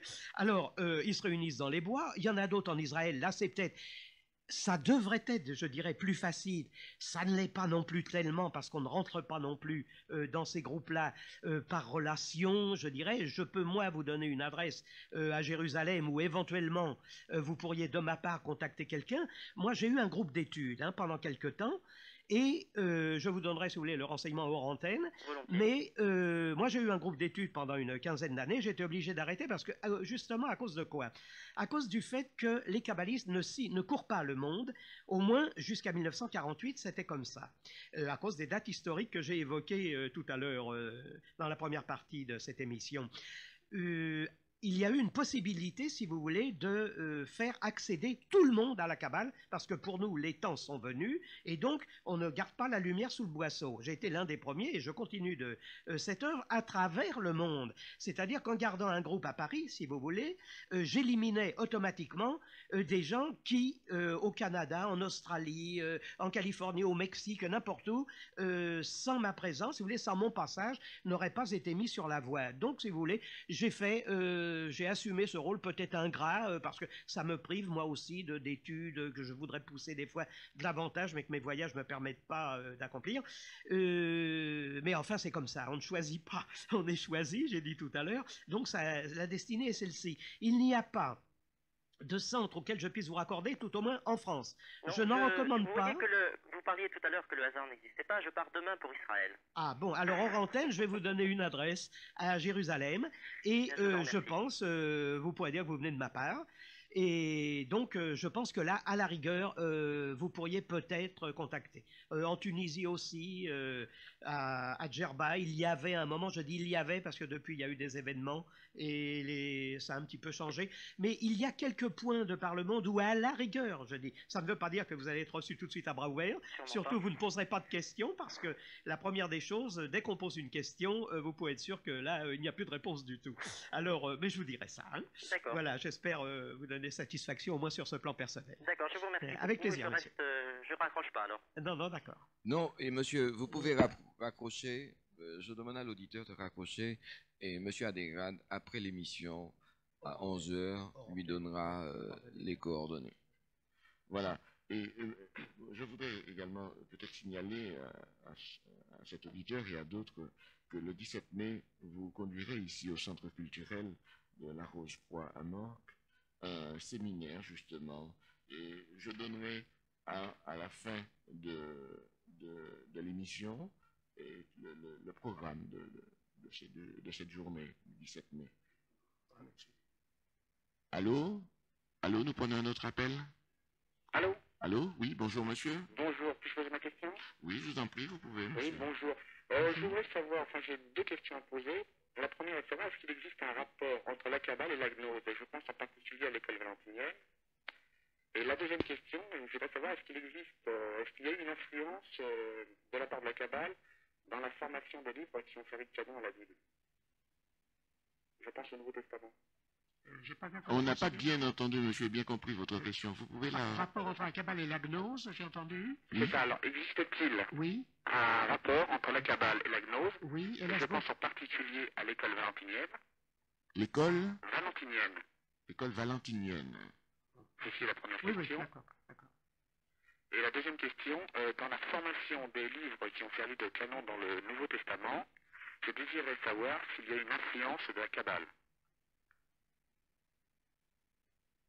C'est très difficile de répondre à la deuxième question en particulier parce qu'il faudrait renverser peut-être la question. Rapport entre Kabbale et gnose, oui, c'est évident.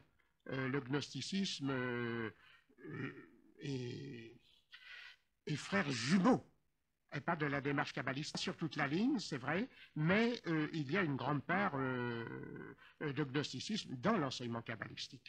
La gnose valentinienne en particulier, moi je les sépare pas tellement, si vous voulez. Bon, qu'il y ait des courants plus ou moins affirmés, c'est vrai.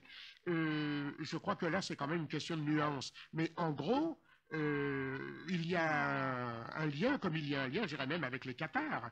Avec l'enseignement des cathares, il y a des choses qui en Kabbale sont absolument. D'ailleurs, les cathares de Montségur ou d'ailleurs étaient en liaison avec l'école kabbalistique de Narbonne à l'époque, dans le milieu de la France, ce qui laisse entendre que, bien sûr, les rapports étaient évidents, et la gnose a fortiori.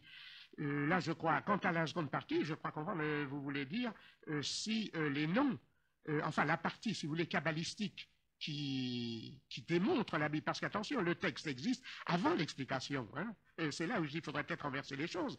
Ce que vous appelez Ancien Testament, la Torah, est, si vous voulez, constitué. C'est un texte, n'est-ce pas, sur lequel s'exerce la Kabbale. Mais il est formé kabbalistiquement. Alors, qui précède quoi? Là, c'est là le problème. Qui, comme disait Dostoïevski, qui a écrit ce livre? C'est là où c'est étonnant.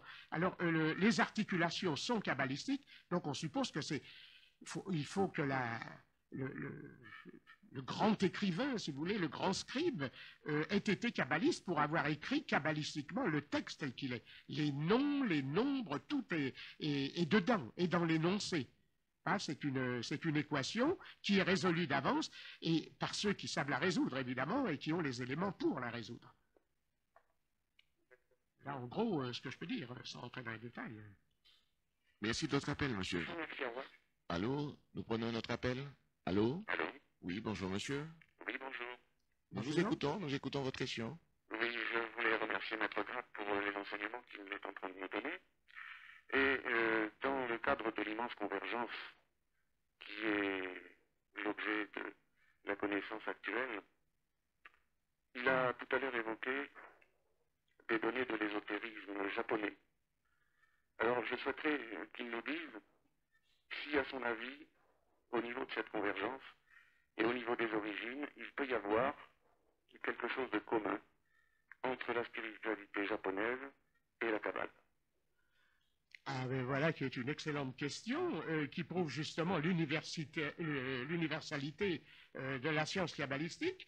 En effet, si on étudie de l'intérieur, si vous voulez, ce que j'appellerais, d'un bien grand mot peut-être pour peu, l'ésotérisme japonais, il existe un mouvement qu'on appelle le Maikali, qui donne, si vous voulez, dans un petit traité, le Goseigen, qui donne les éléments que moi j'appellerais la Kabbale japonaise. Je ne parle pas là au nom des Japonais, attention, mais disons que j'ai découvert là non seulement une convergence, mais disons la sœur jumelle, si vous voulez, de la Kabbale. N'est-ce pas? D'abord, en grand, si vous voulez, à la base, je détecte qu'il y a un enseignement entre le yin-yang, par exemple, l'esprit du feu et l'esprit de l'eau. Le fait que le Maïkali, par exemple, attache cette importance à l'esprit du feu, c'est cela même que nous en Kabbale, n'est-ce pas, nous mettons en exergue. Alors, vous savez ce que la Kabbale, je dis, énonce en hébreu, Maïkali l'énonce en japonais, par exemple. L'art de Maïkali prône quoi? Une civilisation spirituelle sans frontières. Bon, c'est exactement ce que nous demandons. Nous souhaitons, nous, que tous les hommes sur la Terre possèdent une conscience cosmique. Voyez-vous, ce que nous voulons, c'est réduire la distance entre l'homme et la divinité. Or, c'est ce que je constate dans cette voie. J'oserais pas m'aventurer, mais enfin, il y a ce qu'on appelle au Japon le principe de l'aurore, je crois, ou la méthode du dandan, qui est la série des marches d'escalier, pas qu'il faut gravir pour atteindre le but. C'est à peu près... je dirais c'est exactement ce que nous disons. Nous parlions tout à l'heure de science, de termes communs. Eh bien, moi, une chose qui m'a frappé, c'est que nous, quand nous parlons de la sagesse, par exemple en Kabbale, nous parlons de Chorma, n'est-ce pas, qui est le nom d'une séphira, de l'arbre séphirotique. Eh bien, nous ne parlons pas de la Sophia des Grecs. C'est pas du tout pareil. La Sophia des Grecs, c'est la sagesse humaine. Alors, je découvre, par exemple, dans le Maïkali, qu'il y a en Ichi, si vous voulez, le mot japonais Ichi, selon l'idéogramme, parce qu'il y a plusieurs idéogrammes, et ça c'est déjà une petite question interne qu'il faut résoudre, mais l'idéogramme essentiel du Ichi vous donne l'idée de la sagesse divine, c'est-à-dire Chorma en hébreu, et non pas Sophia chez les Grecs. C'est-à-dire que je suis beaucoup plus près d'un ésotériste japonais, et ça me paraît très logique d'ailleurs, que d'un grec ou d'un gréco-latin, parce que les mots à la base, si vous voulez, sont justement pareil. Ce que moi j'appelle la Kabbale, par exemple, en Occident, le mot Kabbalah, je ne peux pas le traduire autrement. Enfin, je dis en japonais, si vous voulez, c'est le Kotodama. Et le Kotodama, c'est ça, c'est cette science, moi je ne sais pas quel nom lui donner, mais pour moi Kotodama ou Kabbalah, d'ailleurs les deux commencent par un K, vous voyez, en hébreu ou en japonais, moi ça me frappe si vous voulez, parce qu'il y a entre l'ésotérisme japonais, selon le Maïkali, tel que je le connais moi, et peut-être que des gens plus compétents que moi, j'en connais, qui en la matière iraient plus loin, peuvent au moins poser, je dirais moi, les fondements, ce qu'on appelle aussi le davar, par exemple en hébreu, c'est-à-dire la parole. La parole, il y a le mot kotoba en japonais, dans le même sens, où la parole est faite de lumière, si vous voulez, l'élément de lumière au sens où on l'entend comme élément de création. Et moi, je l'interprète comme ça dans les idéogrammes japonais, qui en vérité sont chinois. Mais l'avantage, c'est que le Maïkali, si vous voulez, frôle, n'est-ce pas, cet enseignement kabbalistique. Je dirais même que pour moi, quand on le connaît bien de l'intérieur, ils se confondent. Alors oui, mais vous savez, tous les ésotérismes, je crois, c'est valable pour le Japon, j'en dirais autant d'autres traditions, mais là en particulier, parce que celui-là, il est écrit aussi. Comme la Kabbale, c'est-à-dire on peut mesurer, si vous voulez, à l'aide des mots, à l'aide je vous dis, du kotoba, et faire du kotodama. Moi, j'oserais utiliser, si je ne vexe personne, j'oserais parler de Kabbale japonais, si vous voulez. Pour moi, c'est une forme. Et ça rejoint, c'est le même enseignement, en tout cas. Avec peut-être une difficulté majeure, c'est que le japonais est plus compliqué à mes yeux que l'hébreu. L'hébreu est très simple, n'a que 22 lettres, tandis que pour l'ésotérisme japonais, il faut quand même assimiler les 50 signes d'hiragana et de katakana, ce qui fait quand même 100 signes, plus 2000 idéogrammes de base. C'est quand même beaucoup pour un occidental, je parle. Mais il est vrai que l'enseignement, si vous voulez, que j'appellerais ésotérique japonais Maïkali, est absolument converge, et je dirais même, non seulement recoupe, mais enfin, les voies sont parallèles. Je dirais qu'à la fin, comme il n'y a pas de parallèle peut-être dans le monde, elles convergent vers le même centre, finalement. Nous allons tous vers le même centre. Voilà, je pense... Merci de votre appel, monsieur. Merci beaucoup, maître. Allô? Allô? Oui, nous prenons un autre appel. Allô? Allô, oui? Vous m'entendez, là? Oui, nous vous entendons, monsieur. Bonjour, monsieur. Bonjour. J'étudie aussi la religion des Hébreux. Oui. Et je voudrais savoir si vous connaissez Rabbi Nachman de Breslev. Ah oui, plutôt, oui, je pense bien. Oui. Oui. Je peux vous lire un texte, là? Il a prédit des choses qui vont arriver maintenant. Je peux vous lire ça, si ça vous dérange pas? Non, je suis désolé, nous ne pouvons pas écouter des textes à Radio 3. Poser une question, ça serait plus simple pour nous. Oui, et moi je prends des cours aussi chez ce monsieur Si je peux vous donner l'adresse en antenne, s'il y a des auditeurs Non, qui s'intéressent. si vous avez des questions à poser, vous les posez. Hors antenne, vous pouvez voir vous aurez monsieur Grade à 11 heures. Oui, Mais ouais, nous d'accord. aurions préféré une question. Oui, je voudrais poser une question, c'est que est-ce qu'on a les moyens aujourd'hui, avec nos moyens techniques, si on voulait d'accueillir le Messie? Voilà. Vous savez, la réponse kabbalistique est simple dans ce domaine.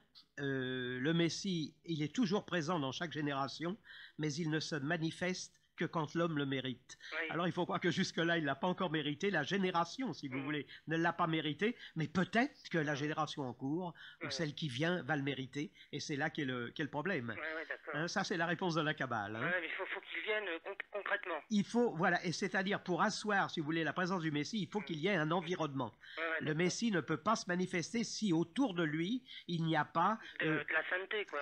c'est ça, c'est ça, Ouais, c'est ça. Ouais, C'est d'accord. ça. Il Et faut... qu'est-ce que je veux dire? Excusez-moi. Je vous en prie.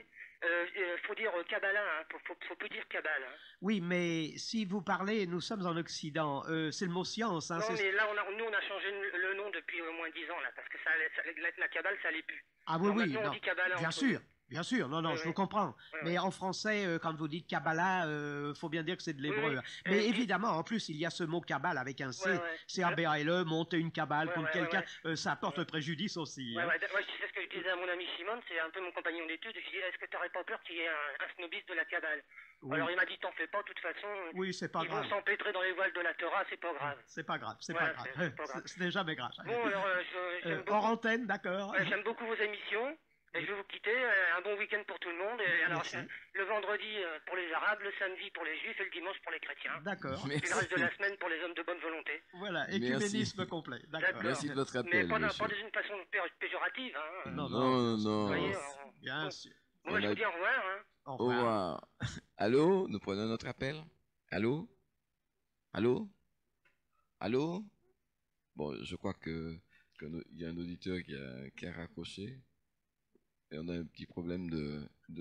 Enfin, c'est très varié. On s'aperçoit qu'il y a des gens qui sont plus tentés par la voix hébraïque, la voix japonaise, ou etc. C'est ça qui est intéressant, finalement. C'est d'aboutir à cette conscience cosmique que je souhaite à tout le monde.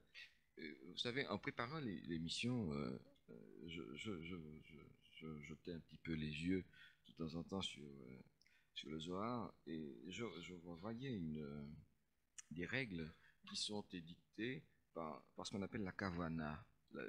Quand on mange... L'intention. Le mot kavana veut dire intention. Oui.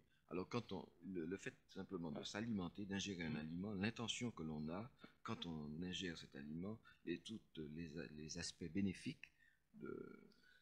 Bien sûr, les gens ne se doutent pas que la pensée se mange, l'idée se mange. Il est dit d'ailleurs un moment à propos d'Ézéchiel, mange le rouleau de la loi. Vous savez. C'est vrai que si un repas profane, n'est-ce pas, en général, beaucoup de gens déjeunent ou dînent au moment des informations, des émissions, par exemple, télévisées. C'est l'heure du repas et c'est l'heure où passent les journaux, par exemple. Eh bien, il est évident qu'à leur insu, les gens mangent des émissions entières, mais des émissions, pas seulement émissions télévisées, mais les mots eux-mêmes, tout est vibration, n'est-ce pas? On n'a pas encore parlé scientifiquement de ces questions, mais pour nous, l'univers physique, si vous voulez, est un univers d'énergie vibratoire. Et quand à l'intérieur de cet univers, tout est vibration, la pensée se mange elle aussi. Et si vous, en mastiquant, je dirais, vous avez des pensées... pas de vous-même peut-être, mais qui vous sont donnés par des événements qui se produisent, vous allez vous fiche des maux d'estomac, des ulcères, voire peut-être des cancers sont nés de ces choses-là, parce que nous assimilons l'air que nous respirons. S'il est pollué, ben nous savons bien ce que ça donne, mais si vous, en plus, vous ingérez quelque chose, il est évident que c'est là. Alors, la kavana, c'est l'intention. Si votre pas est sacré, si vous le sacralisez, si vous n'émettez que de bonnes pensées, vous savez, si vous avez la moindre chose qui vous arrive, en Kabbale, vous dites révisez vos pensées. Révisez, vous êtes tordu le pied, révisez vos pensées. Est-ce que 5 minutes avant, 1 minute avant, ou à la seconde même, vous n'avez pas eu par hasard une mauvaise pensée? Quand je dis hasard, entre guillemets. Hein, Nous prenons les autres appels. Allô? Allô, bonjour. Bonjour, monsieur. Je voulais revenir un petit peu sur... Tout à l'heure, vous avez dit que au Japon, il y avait un peu l'équivalent donc de la Kabbale. Et est-ce que vous avez fait allusion à ce moment-là à d'autres traditions éventuellement? Est-ce que vous pouvez parler de ces autres traditions? Ah, vous savez, il y en a tellement, je crois qu'il faudrait faire une émission écuménique. Alors peut-être simplement pour Oui. quelqu'un qui est français, né en France, qui est de Oui. culture donc latine alors. Oui, eh bien écoutez, j'ai rien trouvé de mieux que la Kabbale hébraïque, parce qu'elle est faite pour l'Occident. C'est une question de structure mentale, hein. Notre structure mentale est telle que quand nous voyons que 2 et 2 font 4, je dirais nous sommes convaincus, nous sommes remis un peu sur les rails. La Kabbale vous prouve toujours, si besoin, elle n'a pas besoin de ça, mais si besoin, elle vous prouve que 2 et 2 font 4. Ça me paraît quand même important. Et c'est vraiment cette voie. Or, elle est facilitée en ce sens que beaucoup de chrétiens, par exemple les protestants, ont toujours étudié la Bible. Pas la Bible complète, hein, pour eux. Bon, chez les catholiques, jusqu'à pas mal d'années, moi j'ai vécu une époque où les catholiques, par exemple, ne lisaient pas la Bible, ou tout au moins n'étaient pas encouragés à la lire, sauf les grands pontes, je dirais. Alors, c'est un peu plus facile, parce que si nous parlons d'un événement biblique pour expliquer quelque chose, ben, il est évident que l'occidental, le français en particulier, est au courant de l'événement biblique. Vous voyez, c'est plus près, si vous voulez, de l'enseignement. Alors, en voie occidentale, moi, je ne veux pas prêcher pour ma paroisse, puisque je n'ai pas de paroisse, je l'ai dit tout à l'heure, nous n'avons pas ni de groupe, ni d'école, ni rien. Il y a des tendances, bon, entre les différents maîtres, c'est vrai, mais ça, il faut déjà être accueilli dans une petite famille, disons. Mais en gros, moi, je vous dis Kabbalah occidentale, parce que c'est vrai qu'elle est plus à même, si vous voulez, je dirais, à la fois de séduire, et aussi, je dirais, par souci d'économie de langage, elle est très simple. Elle paraît compliquée parce que là, nous survolons un peu tous les points. Mais en vérité, elle est très simple. À la base, vous savez, il n'y a que 22 signes avec lesquels on se mesure, si vous voulez. Et ça, je crois que c'est assez pratique. Ça répond, moi vous savez, je suis né à Paris, donc j'ai ma structure mentale de départ, je connais celle de tous mes compatriotes, donc je crois pouvoir vous dire que c'est assez simple en vérité. Vous savez, les choses ne sont jamais si compliquées qu'on ne croit, ni si simples non plus peut-être, mais l'hébreu est une langue assez pratique, parce que pour comprendre, si vous voulez, la Kabbale, vous avez mes livres, bon, je ne vais pas faire la pub pour mes livres, mais ça vous suffit pour comprendre la Kabbale et vous dépatouiller, je dirais. Mais si vous voulez vous faire de la Kabbale, alors là, il faut forcément apprendre cet alphabet de 22 signes qui vous permet d'en faire. Vous ne pouvez pas faire de la Kabbale sans la connaissance des lettres. Je dis bien en faire, c'est-à-dire faire de la Kabbale pratique, si vous voulez, car il y a une Kabbale théorique et une Kabbale pratique. Bien que dans certaines écoles, on vous dit, touchez pas à cette forme de Kabbale, ou etc. Bon, enfin, ça c'est un autre problème. Si je comprends bien, traduire la Bible est une ineptie. Bien sûr, la Bible est intraduisible. Vous savez, quand je vois des noms accolés aux traductions, d'abord, ça implique presque des droits d'auteur. Qui a écrit la Bible? Je dirais presque que c'est scandaleux. Moi, je dis que c'est même sacrilège. On n'a pas le droit de mettre son nom à côté du mot Bible. Ah, vous ne voyez pas que je mette la Bible grade? C'est pas pensable, non, c'est démentiel, ça ne se fait pas. Et ensuite c'est intraduisible, et il faut voir comment c'est traduit. On ne peut pas. Vous savez, on peut rester, il y a des gens qui sont restés des grands connaisseurs, des grands kabbalistes, ont passé toute leur vie sur le premier mot de la Bible. Tellement pour le décrypter et le traduire, c'est fantastique. Pas les gens qui connaissent la question me comprendront. Le premier mot, le Bereshit, vous pouvez passer une vie dessus. Moi, dans mes séminaires que je donne à travers le monde, en une journée, j'essaie d'expliciter. Donc, en une journée, on ne peut pas tout donner. Eh bien, je donne quand même l'essentiel des articulations qui vous permet, après, par vous-même, d'essayer de vous colter avec la Bible. Mais elle est intraduisible. Vous savez, quand on me dit quelle est la meilleure, je vais écouter. Si vous voulez avoir une idée du littéral, eh bien, lisez la Bible la plus bon marché. C'est peut-être la meilleure, c'est la plus simple, c'est la Société biblique de France, de la traduction du théologien protestant Louis II. Elle est très bien. Pour les gens qui ont besoin juste de savoir ce qui est écrit, ça suffit. Le reste, c'est de la littérature et j'irais presque, c'est de la spéculation commerciale. Et quand on vous dit une Bible est très chère parce qu'elle vient de tel endroit, ou que ceci ou que cela, je vous dis, halte là, ce n'est pas tolérable. La Bible n'est pas meilleure en traduction dans l'un ou dans l'autre, et j'irais même au contraire, parfois, elle est révoltante. Une dernière petite chose, le tarot et la Kabbale, Quel Oui. rapport exact? Oui, il y a un rapport. J'ai écrit un livre là-dessus, mais on le trouve rarement en France et je l'ai publié au Québec.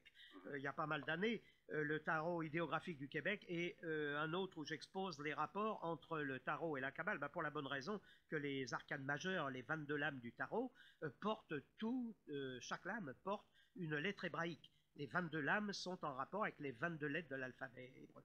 Alors, donc, tout s'explique à cette lumière. Et puis, il y a aussi un parallèle alchimique qui peut être fait et que j'ai fait dans ce livre. Mais je vous dis, en principe, ce livre, on le trouve au Québec, mais rarement à Paris. Bien Quoique malheureux. je l'ai vu dans une ou deux librairies ici à un moment donné. Je ne sais pas s'il y en a. Merci beaucoup. Je vous en prie. Nous vous remercions de votre appel. Allô? Allô? Allô, oui. Bonjour. Bonjour, madame. Bonjour. Je vous ai entendu parler de l'art de Maïkari, que j'apprécie beaucoup, c'est-à-dire j'apprécie l'enseignement. Pour moi, c'est d'un accès facile. Enfin, ça fait quand même à peu près une vingtaine d'années que je recherche la vérité. Bon, mais je ne sais pas si vous allez pouvoir me répondre. Quand je reçois la lumière au point 8, vous savez, je ne peux pas supporter ça. Oui, madame, j'aurais préféré que vous posiez une question sur la Kabbale qui est l'objet de notre émission d'aujourd'hui. Les relations que M. Grad a établies entre Kabbale et Maïkari, c'était une relation, mais j'aurais préféré une question sur la Kabbale. Bien. Je voudrais vous demander, vous ne donnez pas de cours ni de conférences? Non, non, absolument pas. Bon, il m'arrive parfois de donner une conférence dans des cercles fermés, vraiment privés, disons. Là, il y aura un séminaire, je crois, le 17 mai, le dimanche 17 mai à Amorque, au centre Rosicrucien de la rue Saint-Martin, toute la journée.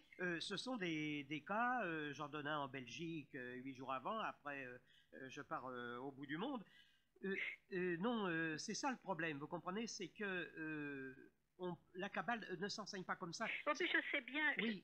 je sais bien. Mais alors, parce que moi de mon côté, j'aimerais vous rencontrer. Bon, je comprends bien que là à l'antenne, il y a des choses que je ne peux pas dire. Oui. Hein? Oui. Bon, est-ce que c'est possible de vous rencontrer, monsieur? Oui, bien sûr, puisque je vous dis, le dimanche 17 mai, je serai à Paris pour ce Vous séminaire. serez donc... J'aurai contact, il y aura d'ailleurs une heure qui sera consacrée aux entretiens avec le public en dernière partie. Je donnerai le déroulement Monsieur du Savol cours. donnera les Et éléments. Et vous serez bien aimable de rappeler votre nom, s'il vous Oui, plaît. Grad, comme Stalingrad, sans Staline. Hein. Vous débaptisez Stalingrad. Monsieur Grad. Grad, G-R-A-D. Oui. Oui, et bien. Et donc, mais sans attendre le 17 mai, est-ce que ce serait possible de vous rencontrer et d'avoir une conversation avec vous? Écoutez, vous, monsieur Grad vous dit de venir, si vous pouvez, le 17 mai, ou vous envoyez une lettre à Radio 3 Oui. et je transmettrai à monsieur Grad votre courrier. Bon, alors, et donc je pourrais avoir une réponse par lettre éventuellement? Et vous écrivez, monsieur Grad, je lui transmettrai votre courrier. Bon, alors, Voilà. je vais donc aller plus loin. Moi, voilà ce que je vais vous poser la question suivante. Ça fait très longtemps que j'ai une Bible, que j'ai une Torah, que j'ai le Talmud. Et moi-même, je ne sais pas qui je suis, mais je me sens très proche, hein. Oui. Bon, je me sens très proche comme ça, instinctivement, hein. Bon, mais on a dit que dans soi, on a l'Occident et puis on a l'Orient aussi. Et près des Japonais, j'ai compris tout de suite, vous voyez. Oui. Je sais bien que tout ça, c'est la même chose, je le ressens, mais au niveau universel, pour moi, ça a été instinctif. Seulement, voilà, on est séparés par la compréhension qu'ont les humains, qui se traduisent donc par des vibrations et qui mettent un barrage. Et je dirais même non seulement mettent un barrage, mais qui interprètent mal et qui tournent à l'envers les choses. Qu'est-ce que vous pensez de cela? Ah oui, c'est pour ça que j'ai parlé d'universalisme. Quand Voilà. je retrouve dans un ésotérisme japonais, je rectifie quand même une chose que vous avez dite, je ne dis pas que le Maïkali soit plus compliqué que la Kabbale. Non, Je dis que mais- pour faire de la Kabbale et faire de l'ésotérisme japonais implique la connaissance de choses plus compliquées d'un côté par rapport à l'autre. Mais sinon, la démarche du Maïkali, je dirais, je n'ose pas dire qu'elle est élémentaire, mais elle est très simple, elle aussi. Voilà. C'est quand on pratique les choses, vous comprenez? Oui, oui. Les aborder, c'est une chose, et les pratiquer, c'en est une autre. Il faut mettre... Alors, sa propre vibration. Dans Oui, ces vibrations-là... mais vous savez, vous dites, bon, Orient, Occident, bon, bien sûr, ça existe. Moi, j'ai les deux en moi. Hein. Bon, c'est parfait. Alors donc, vous avez déjà une démarche plus simple que d'autres, chez qui ce n'est pas si évident, comme on dit aujourd'hui. Voilà, je comprends. Et bon, c'est à force d'étudier et de connaître aussi. C'est ça, c'est ça. Et pour moi, mais ça fait comme un ensemble indispensable. Mais bien sûr, alors là, vous êtes ce qu'on appelle l'être humain complet. Alors là, c'est parfait. Se mettre en harmonie avec tout le monde, c'est une question d'harmonie. Et c'est indispensable pour se sentir à l'aise, quoi. Bien sûr, bien sûr. Alors, ce qu'on ne comprend pas d'un chemin vous est ouvert par un autre chemin. Voilà, Madame, nous vous remercions de votre appel. Il y a d'autres appels. D'accord. D'accord. Merci. Au revoir, madame. Allô? Allô? Oui, allô? Allô, oui, nous vous écoutons, madame. Bonjour. Bonjour, monsieur. Je voulais poser une question à monsieur Drade, toujours dans le contexte de la Kabbale. Peut-il développer cette notion d'énergie, de vibration, de longueur d'onde, d'énergie d'amour, sachant que l'humain, je vous laisse mon avis là-dessus, a pour tâche de mettre fin à l'énergie centrifuge qui l'éloigne de lui-même, sachant que l'homme est Dieu à la fois dans tous les aspects qu'il ignore de Dieu et dans sa globalité. Donc ne pensez-vous pas que l'homme, c'est mon hypothèse et je voudrais son avis, se déplace dans un rêve de Dieu, entre guillemets, et, sachant que Dieu n'a que des serviteurs libres de tout mouvement, et qui sont comme les atomes de son corps d'amour, ce qui implique la notion de microcosme et de macrocosme. Oui, alors votre question précise oui. sur les énergies vibratoires ensemble. Oui, et un peu aussi sur l'aspect macrocosme, microcosme, et cette énergie centrifuge qui nous éloigne de Dieu justement à travers notre ego. Comment la Kabbale réagit-elle par rapport à ce que je viens de dire? Bien, justement, j'ai utilisé tout à l'heure une phrase, je crois avoir dit, réduire la distance entre l'homme, si vous voulez, l'être humain, et la divinité. Pour réduire cette distance, il faut, si vous voulez, je dirais, essayer de bénéficier au maximum de toutes les ondes cosmiques ou telluriques ou autres qui permettent à l'être humain de rester dans cette harmonie cosmique et non pas, et d'éloigner, si vous voulez, tout ce qui peut le déséquilibrer. Eh bien, ce monde est un monde équilibré au départ. Un déséquilibre vient du fait, si vous voulez, que tous les champs dans lesquels nous baignons, le champ gravitationnel, le champ électromagnétique, le champ quantique de la matière, etc., du fait que nous baignons au milieu de toutes ces influences, nous sommes tiraillés à gauche à droite, l'équilibre ne peut être obtenu que par la sélection des ondes les meilleures, c'est-à-dire celles qui seraient en principe nocives.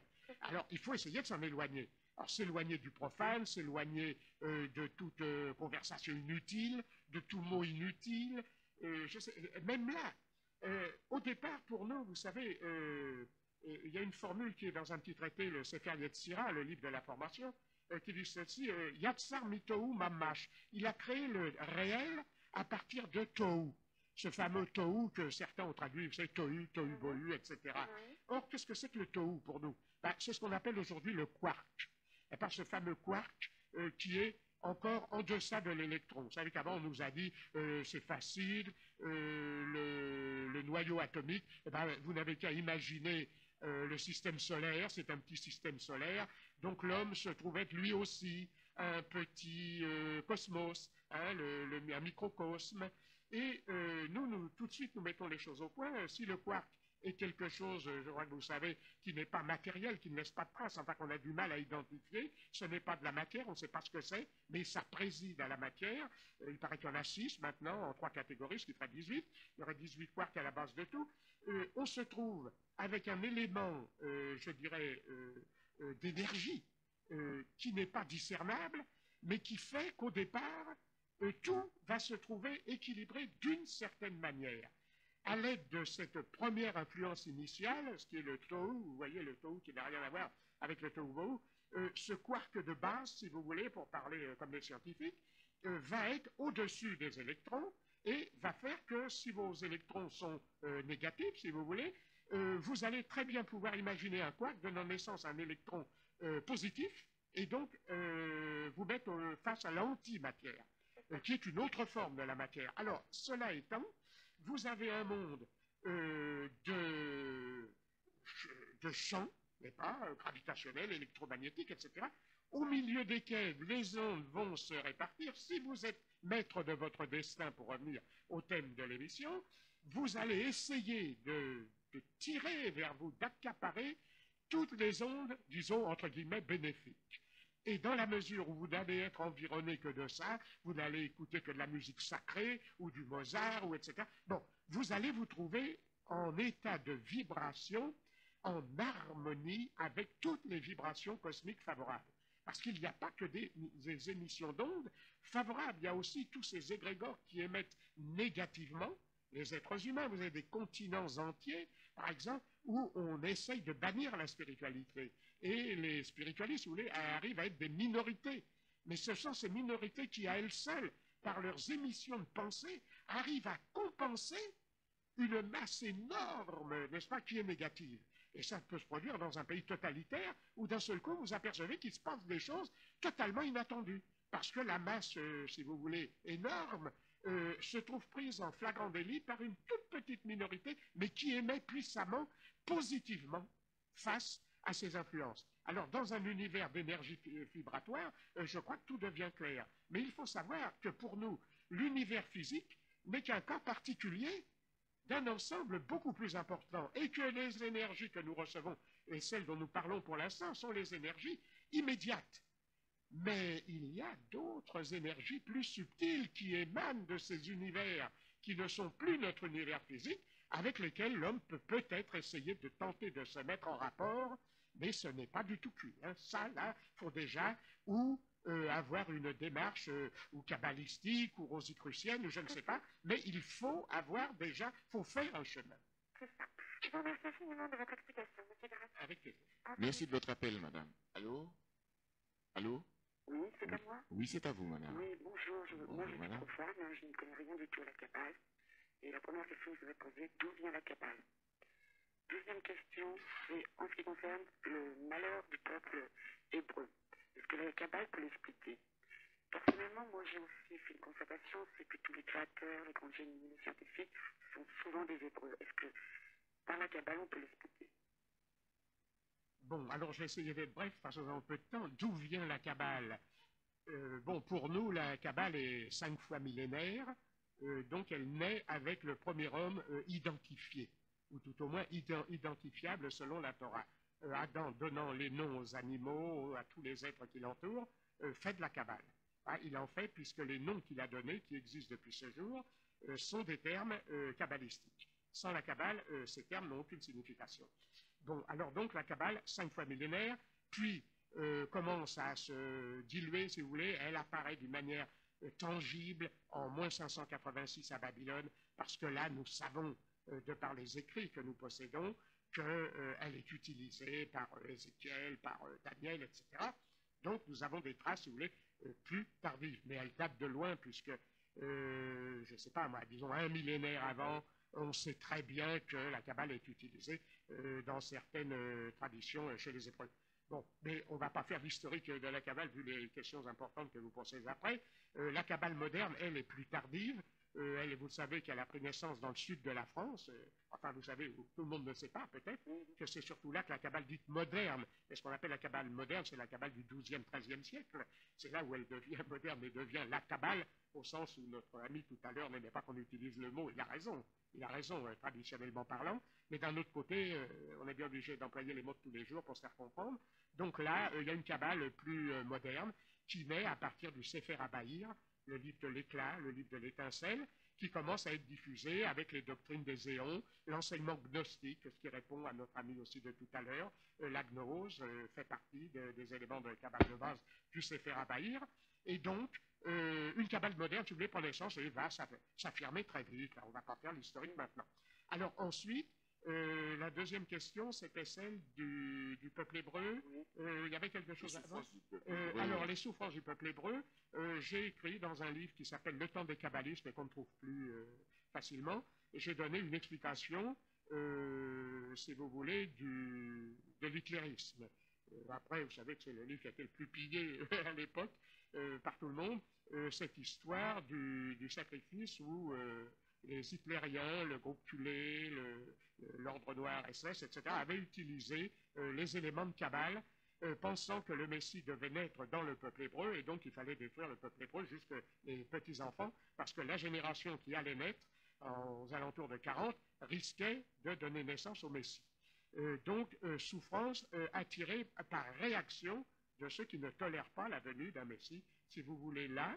Et alors, à travers l'histoire, là, ça nous emmène très loin parce que il y a dès le départ une incompréhension, il y a une mauvaise foi aussi des adversaires qui présentent les phénomènes sous un angle complètement erroné, par exemple ne serait-ce que le sacrifice de Jésus, qui se serait passé par exemple la semaine de Pâques, tribunal rabbinique se réunissant un jour de fête, ce qui est complètement faux, ça n'existe pas.